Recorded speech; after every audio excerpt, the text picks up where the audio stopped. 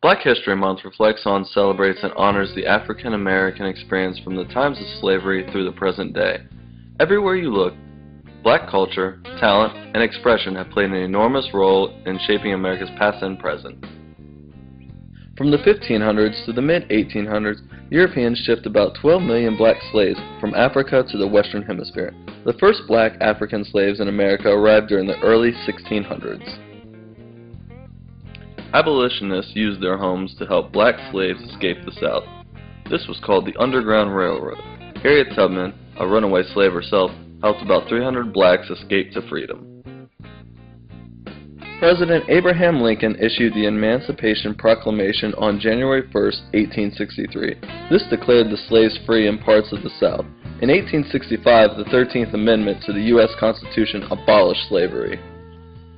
Congress established the Freedmen's Bureau in 1865 to help former slaves resettle into life.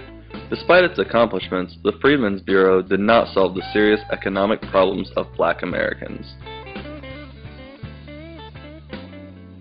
In 1909, a group of black and white citizens in New York City committed to social justice founded the National Association for the Advancement of Colored People, the NAACP. During the 1920s, many black artists, poets, writers, and musicians moved to Harlem, a section of New York City, where they became well known for their writing, art, and music. Louis Armstrong helped define the art of jazz music during the 1920s.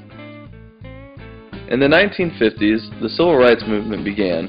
On May 17, 1954, the U.S. Supreme Court ruled that racial segregation in public schools violates the Constitution. December 1, 1955, in Alabama, Rosa Parks, a black seamstress, was asked to give up her bus seat to a white person. She refused and was arrested by police. The U.S. Supreme Court ruled against segregated public transportation. Malcolm X gained recognition as a spokesman for the Nation of Islam, a group of black Muslims who supported the idea of creating a separate black nation. He spoke out forcefully against the unfair treatment of black Americans. On August 28, 1963, 200,000 marchers gathered around the Lincoln Memorial. Martin Luther King Jr. delivered "I Have a Dream" speech, his words remaining famous to this day. President Lyndon B. Johnson signed the Civil Rights Act into law.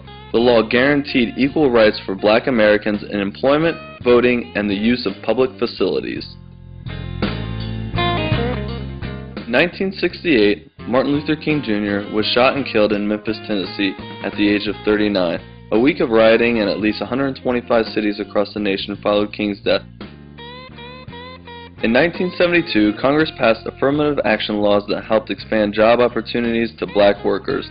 They required governments and public institutions to hire more minorities because of past discrimination against these minorities as a group. In 1983, the Reverend Jesse Jackson, a famous civil rights leader, announced his plans to run for president. He received 6.7 million votes in the 1988 election, putting him solely in third place. On October 16, 1995, the Nation of Islam organized the Million Man March.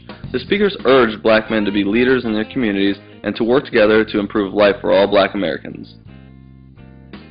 November 4, 2008, American voters went to the polls and gave Barack Obama a resounding victory. He won more votes than any candidate in U.S. history. Obama is officially the first African American president of the United States.